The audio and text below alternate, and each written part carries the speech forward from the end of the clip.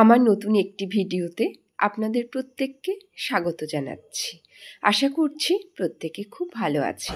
এখন 6:30 বাজে, আমি রেডি হয়ে গেছি, রেডি হয়ে গেছে, বাবা ঘুমাচ্ছে। তো আমরা যেহেতু আজকে চলে যাবো, তো লাস্ট বারের জন্য একটু সমুদ্রটা দেখে আসি বা ওইদিকে একটু ঘুরে আসি। বেশ ভালোই লাগলো। আবার বাড়িতে যেতে হবে, নিজের নিজের কাজে ব্যস্ত হতে হবে। দীঘাতে প্রধানত শনিবার রবিবারে ভিড়টা বেশি হয়। আজ যেহেতু শনিবার, সকাল থেকেই দেখছি অনেক ট্যুরিস্ট এসছে। তো দেখুন, ওপাশে যে একটা বাস স্ট্যান্ড রয়েছে, এত যানবাহন কিন্তু ছিল না আজকে যেমন দেখা যাচ্ছে। কেমন ঘুরলে? প্রচন্ড ভিড়, ওরা তো ভালো লেগেছে, কিন্তু মন্দির দেখার জন্য মানুষের এত বেশি প্রচন্ড ভিড়। আর আজকে বেশি লোক ঢুকেছে, তাই না? দেখো কত বাস। গতকালকে পরশু দিনকে লোক কম ছিল, আজকে লোকটা বেশি, কালকের থেকে লোক আজকে বেশি।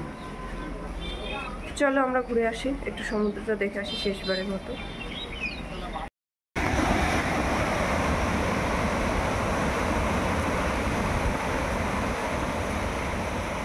বাবান ঘুমাচ্ছে, তো আমরা দুজন বললাম চলো যাই, একটু সমুদ্রের পাড় বরাবর একটু হাঁটি আর একটু ঝাউবন দেখবো, এই ইচ্ছে প্রকাশ করলাম। তো সুবীর বলল ঠিক আছে চলো। তো সকালবেলা একটু মর্নিং ওয়াকও হচ্ছে আর একটু সমুদ্র দেখতে দেখতে বেশ ভাল লাগছে।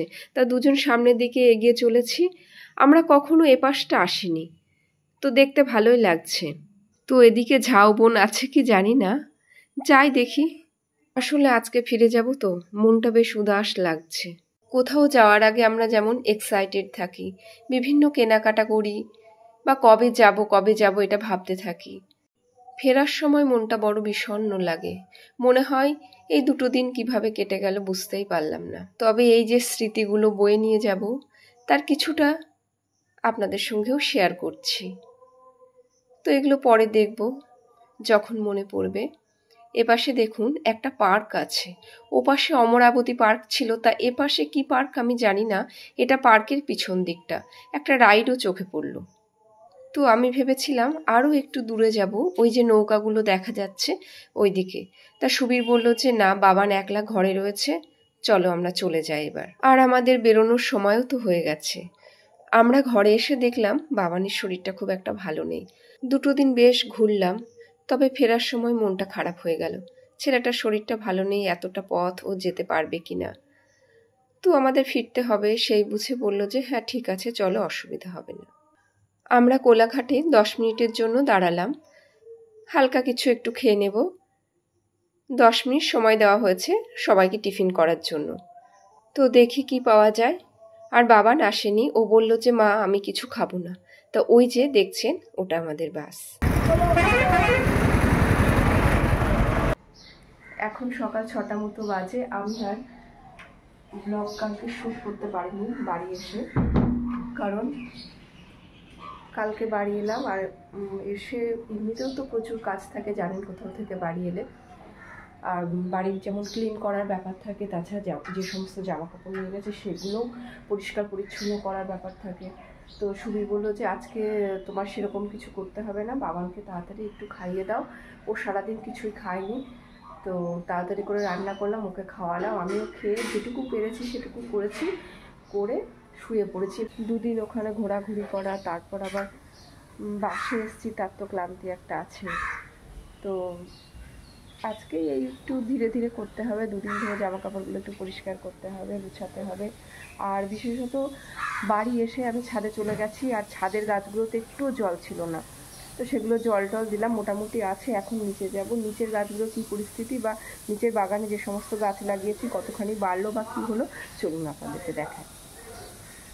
দেখুন আমার পুরো স্কিনে ট্যান পড়ে গেছে, এটা প্রত্যেকেরই হয়, আস্তে আস্তে ঠিক হয়ে যাবে। কদিন যদি বাড়িতে না থাকা হয়, ফিরে এসে মনে হয় যেন সব কিছু নতুন লাগছে। আমার এই যে শশা গাছগুলো ফুলে ভর্তি হয়ে গেছে, আর ছোট ছোট শশাও ধরেছে, দেখে মনটা খুশিতে ভরে গেল। আর এদিকে রয়েছে, একই জায়গায় রয়েছে ঝিঙে গাছ, এই গাছগুলো বেশ লতিয়েছে, আর আমি এই দড়ি দিয়ে মাচা বাইয়ে দিয়েছিলাম। আর এপাশে রয়েছে ভেন্ডি। আমি কালকে ফিরে এসে ওই সন্ধ্যাবেলাতেই কয়েকটা ভেন্ডি তুলে নিয়েছি। কি রান্না করব, কোনো সবজি ছিল না, তো এই ভেন্ডিগুলো একদম ছোট ছোট।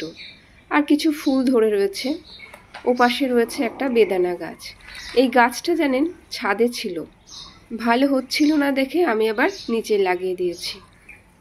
বেশ কয়েকটা বেদানা ধরেছে। এটা একটা অস্ট্রেলিয়ান ভ্যারাইটি বলে আমাকে নার্সারি থেকে দিয়েছিল।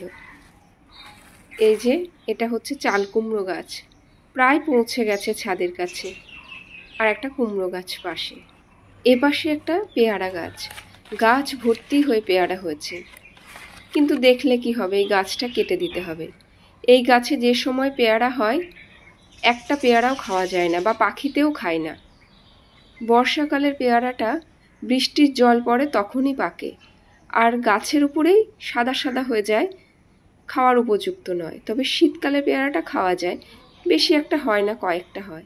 এই গাছটা যেহেতু কেটে দেবে তাই একটু ভিডিও করে রাখলাম। আর এপাশে দুটো গাছ রয়েছে, একটা হলুদ অ্যালামন্ডা, আর এটা যে কি গাছ আমি জানি না, পাড়া থেকে কিনেছিলাম।